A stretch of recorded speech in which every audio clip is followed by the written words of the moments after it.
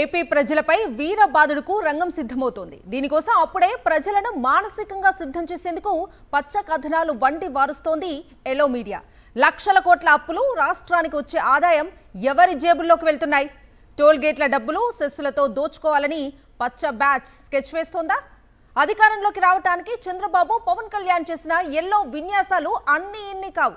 అధికారంలోకి వచ్చాక జల్సాలు, దోపిడీయే పరమావధిగా చంద్రబాబు నీచ రాక్షస పాలన చేస్తున్నారు. వైఎస్ జగన్ హయాంలో రోడ్ల మీద చంద్రబాబు సహా పవన్ కళ్యాణ్ ఎల్లో మీడియా ఎంత దుష్ప్రచారం చేసిందో అందరికీ తెలిసిందే. కూటమి పాలనలో రోడ్లు దారుణంగా ఉన్నా పాలు పోసి ఎత్తుకోవచ్చని తప్పుడు ప్రచారం చేస్తున్నారు. ఏపీలో రోడ్ల పరిస్థితి ఎలా ఉంది అంటే, పురిటి నొప్పులతో మహిళ ఆసుపత్రికి బయలుదేరితే రోడ్ల మీద గుంతల దెబ్బకు మధ్యలోనే డెలివరీ అయ్యే పరిస్థితి. అసలు రోడ్లను ప్రైవేటు వ్యక్తులకు అప్పగించడం ఏంటి? ప్రజలకు సంపద సృష్టిస్తానన్న చంద్రబాబు ప్రజల దగ్గర దోచుకొని ప్రైవేట్ వ్యక్తులకు సంపద సృష్టిస్తున్నారు. ప్రజలకు బాధుడు, ప్రైవేట్ వ్యక్తులకు సంపద సృష్టిలా చంద్రబాబు పాలన ఉంది అంటున్న సీనియర్ జర్నలిస్ట్ కొమ్మినేని శ్రీనివాసరావు విశ్లేషణ చూద్దాం.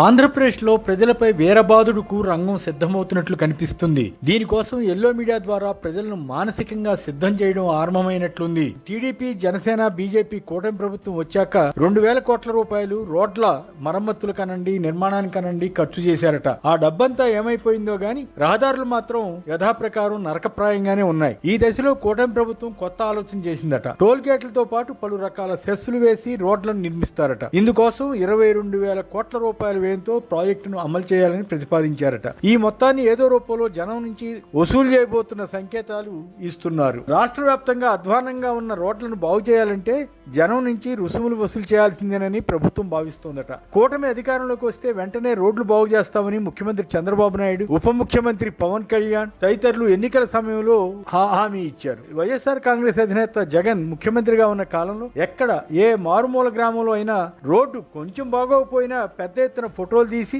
రాష్ట్రం అంతటా ఇలాగే పరిస్థితి ఉందని ఎల్లో మీడియా విపరీతంగా విషప్రచారం చేసేది. జగన్ ప్రభుత్వం రోడ్లను ఎక్కువ కాలం మన్నిగ్గా ఉండేలా ప్లాన్ చేసి నిర్మాణం చేపట్టినా ఈనాడు, ఆంధ్రజ్యోతి తదితర తెలుగుదేశం మీడియా వాటి గురించి ప్రస్తావించకుండా అసలు ఏపీలో రోడ్లే లేవేమో అన్నట్లుగా తప్పుడు కథనాలు ఇచ్చేవి. చంద్రబాబు నాయుడు ఆయా సభల్లో రోడ్లపై చేపల చెరువులు ఉన్నాయని, స్విమ్మింగ్ పూల్స్ ఉన్నాయని ఉపన్యాసాలతో హోరెత్తించేవారు. ఈనాడు మీడియా అరాచకపు వార్తలకు హద్దే లేకుండా ఉండేది. తెలంగాణ రోడ్లు అద్దంలా ఉన్నాయంటూ ఏపీ రోడ్లతో పోల్చుతున్నట్లుగా స్టోరీలు ఇచ్చి ప్రజలను తప్పుదారి పట్టించేందుకు నానా తంటాలు పడింది. ఎన్నికల్లో ఎలాగైనా జగన్ ప్రభుత్వాన్ని ఓడించాలని, లేకుంటే తమ ఆటకు చెక్ పడుతుందన్న భయంతోనే అనేక వదంతులను, అబద్ధాలను సృష్టించేవారు. అలాంటి వాటిలో రోడ్ల సమస్య కూడా ఒకటి అని చెప్పాలి. ఎలాగైతేనేం టీడీపీ, జనసేన, బీజేపీ కూటమి ప్రభుత్వం అధికారంలోకి వచ్చింది. ఆ వెంటనే 2025 సంక్రాంతి నాటికల్లా రోడ్లన్నీ బాగుపడిపోతాయని ముఖ్యమంత్రి చంద్రబాబు ప్రకటించారు. జనం కూడా నిజమే అని భావించారు. తీరా చూస్తే రోడ్లపై ఉన్న గుంతల్లో ఎక్కువ చోట్ల మట్టిపోసి మమ అనిపించారు. కొన్ని ప్రదేశాల్లో రోడ్లు వేసి వాటి నాణ్యతపై ఆరోపణలు వచ్చాయి. టీడీపీ కార్యకర్తలు సోషల్ మీడియాలో ఈ మాత్రానికే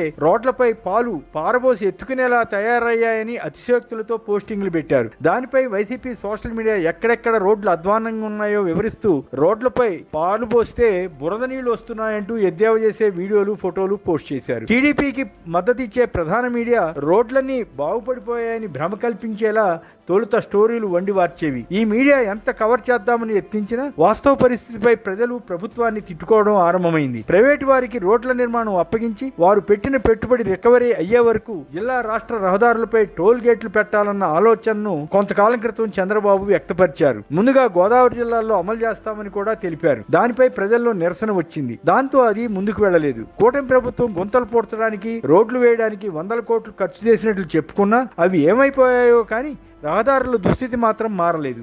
ఈ తరుణంలో మోందా తుఫాను వచ్చింది. దాన్ని సావకాశంగా తీసుకుని మొత్తం రోడ్లు పాడైపోవడానికి ప్రకృతి విపత్తులే కారణమన్న గాత్రాన్ని ఎత్తుకున్నారు. జగన్ టైంలో తుఫాన్లు, భారీ వర్షాల వల్ల రోడ్లు దెబ్బతిన్నా అదేదో జగన్ తప్పు అన్నట్లుగా ఈనాడు, ఆంధ్రజ్యోతి వంటి టీడీపీ మీడియా ప్రజలను తప్పుదోవ పట్టించే యత్నం చేసేది. కానీ జగన్ టైంలో ఒక రకంగా, చంద్రబాబు ప్రభుత్వ టైంలో మరో రకంగా కథనాలు రాయడమే ఈ ఎల్లో మీడియా ప్రత్యేకత.